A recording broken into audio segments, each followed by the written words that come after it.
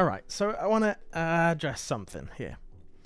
When these partnerships get announced with XRP, we need to understand that there are things that just won't move the price of XRP in any way meaningful. Retail investors have a very weird position in the market, right? At scale, we can do a little bit of damage. Like we can raise the price of an asset all by ourselves. You know, that's happened so many times. But meaningful amounts versus what we talk about for XRP, like the really high price predictions, can retail actually do that? No. I don't think retail can do that. So that means that has big implications, that thought process. And I'm going to bring you along in my thought process, not telling you what to think, but there are things that happen in the world or that people are expecting to happen that will raise the price of XRP that I don't think will.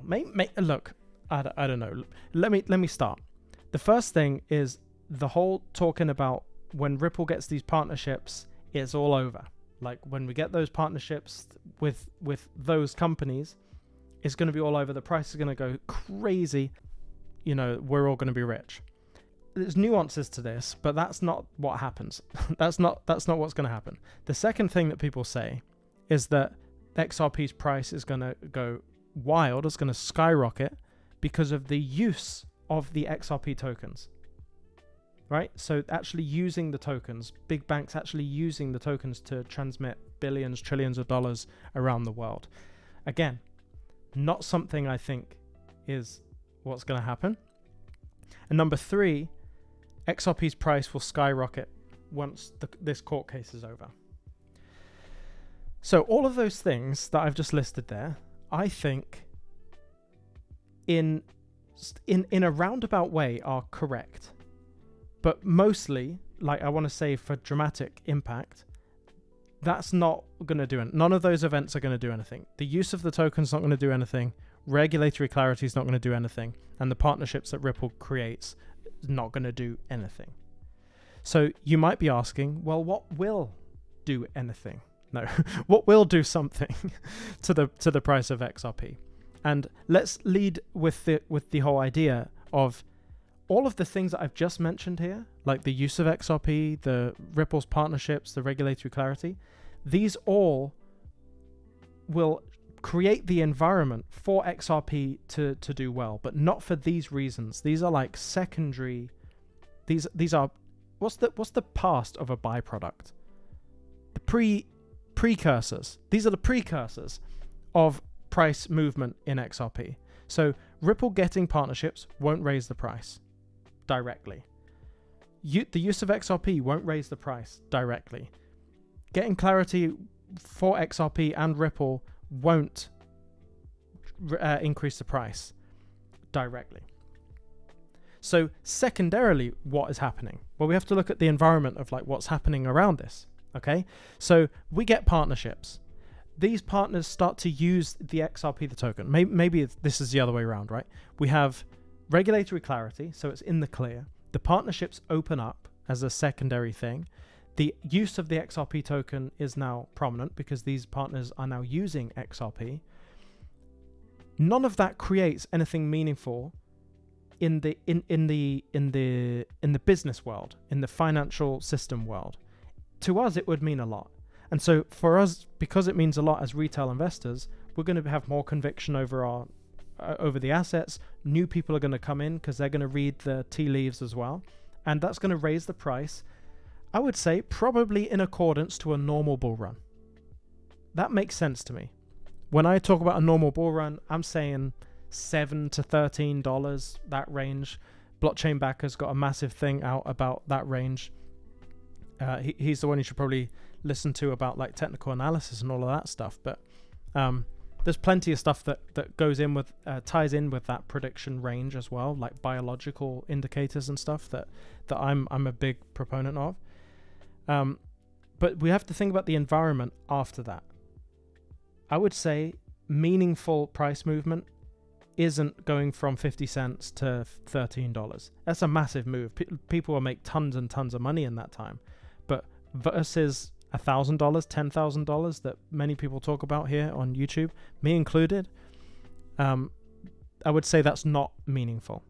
When we talk about the big price predictions, that is meaningful. So what is required to actually get the price to that point? Well, it's very simple. All of these things cause a mentality in the business world and financial world that actually creates the price movement. So you get regulatory clarity.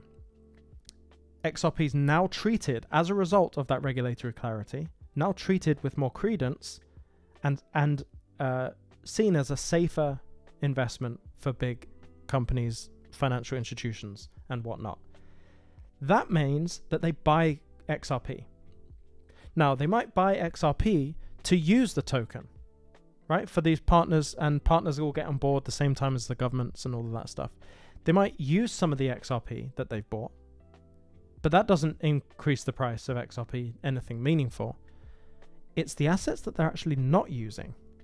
That's where the big price predictions come from. It's the holding of the XRP, not using it at all. Because what's happened, if you're using it, you're putting it in circulation, out of circulation, in circulation, out of circulation, and you're just replacing coins. So nothing's ever happening there. And you're kind of impacting price in a way that creates kind of stability. What we don't want for XRP is stability, right? We want price movement. We want the price to go up and then be stable later on. That's kind of what we want. But it's because of the use of the token and the widespread use of the token, the regulatory clarity, and the partnerships that come as a result of that clarity, that plants a seed in the minds of big businesses, financial institutions to say, this seems to be being adopted quite a lot. Maybe we should just hold some for our books. Let's just hold a load of it. Keep it here. We don't use it. Just hold it there and see what happens to the price. And the good thing about that is it creates a virtuous cycle. This is where it spirals out of control to the upside. If more people get that mentality, I'm just going to hold it. And I'm not talking about us because we hold our XRP. That's fine. I'm talking about companies buying $500 million worth of XRP and then holding that. Like nothing you could do personally to compete with that. And then the next bank, they go to a dinner and they're talking and like, yeah, we just added $500 million of XRP to our thing. We think the payment space in cryptocurrency is like the next big thing, and we're seeing lots of traction with XRP, so we just decided to buy some. Then you get that guy who goes back to his bank and say, hey, let's buy some XRP, or they're going to buy the payment space in cryptocurrency, which I have had knowledge on from sources. That there are big banks buying the payment space rather than just XRP, so buying XLM, XRP, and any other payment-based cryptocurrencies. But don't get too precious. Like saying, why don't they just buy XRP? Just be happy that they're buying some XRP, okay?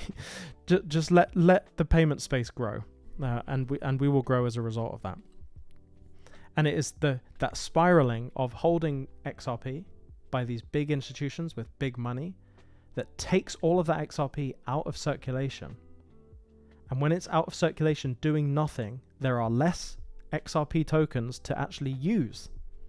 So all the companies that are actually using XRP for what it's supposed to be for transactions, there's simply less tokens. And when you've got less tokens but a higher demand, the price goes up. So if we can get these big institutions to buy lots of XRP or buy into the payment space considerably and takes tokens out of circulation, that is what drives the price for XRP. And that is why, price going up because of Ripple's partnerships, price going up because of the use of the token, price going up because of regulatory clarity are myths. That's not true. It's the result of the environment that those things create in the mindset of these big businesses and financial institutions. I just wanted to piece that all together there, because I know it's maybe a slightly bland video, but I know lots of people, I want to realign everyone's minds, basically. Like, don't rely on any of the big news that happens to make the difference to your portfolio, anything meaningful. Of course, I think the next bull run is going to be just a normal speculation environment, and emotion kind of retail investors are going to drive that price to the limits of where our behavior takes us. But anything meaningful past that, we are simply not able to do that because we don't have enough capital.